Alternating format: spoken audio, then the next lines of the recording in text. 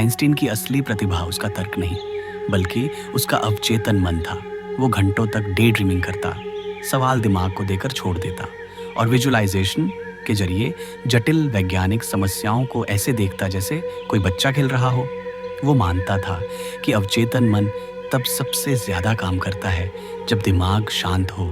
इसलिए वो रोज थोड़ी देर साइलेंस में बैठकर अपने अंदर की रचनात्मक ऊर्जा को खुलने देता था। सोने से पहले वह अपने अवचेतन को आदेश देता, इस सवाल का जवाब मुझे मिलेगा, और सुबह अक्सर समाधान उसके पास होता था।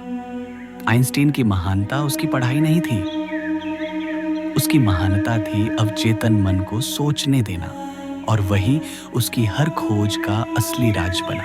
आइंस्टीन की इसी आदत ने उनके दिमाग को एक साधारण सोचने वाली मशीन नहीं, बल्कि एक क्रिएटिव लैब बना दिया था, जहां विचार सिर्फ पैदा नहीं होते थे, वो विकसित होते थे। जब लोग ठोस तथ्यों में फंसे रहते थे, आइंस्टीन उन सीमाओं के बाहर जाकर सोचते थे, क्योंकि उनका अवचेतन मन हमेशा खुला, स्वतंत्र और जिज्ञासु रहता था।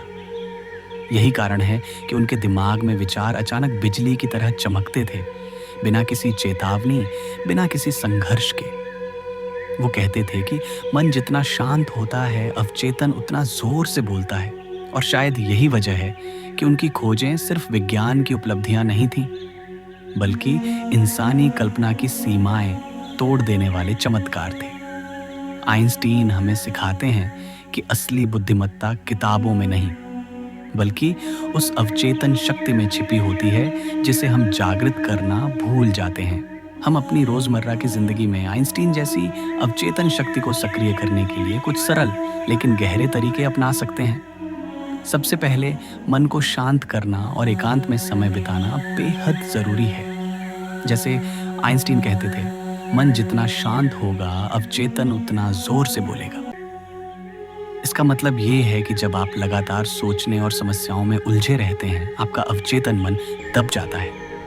लेकिन अगर आप उसे आराम देते हैं, चाहे वह टहलने के दौरान हो, संगीत सुनते समय या केवल ध्यान करते हुए, तो विचार धीरे धीरे पनपते हैं और नए कनेक्शन बनते हैं। दूसरा तरीका है जिज्ञासा बनाए रखना। अवचेतन मन केवल खुले और उत्सुक दिमाग के लिए काम करता है। जब आप किसी चीज को क्यों और कैसे के सवालों के साथ देखते हैं, तो आपके अवचेतन मन में नए विचार और समाधान अपने आप उत्पन्न होने लगते हैं। तीसरा, सपनों और कल्पनाओं को महत्व देना। आइंस्टीन अक्सर बताते थे कि उनके सबसे बड़े विचार वे समय में आते थे जब वे किसी व्यावहारिक काम में नहीं लगे होते, बल्कि बस सोचते या कल्पना करते रहते।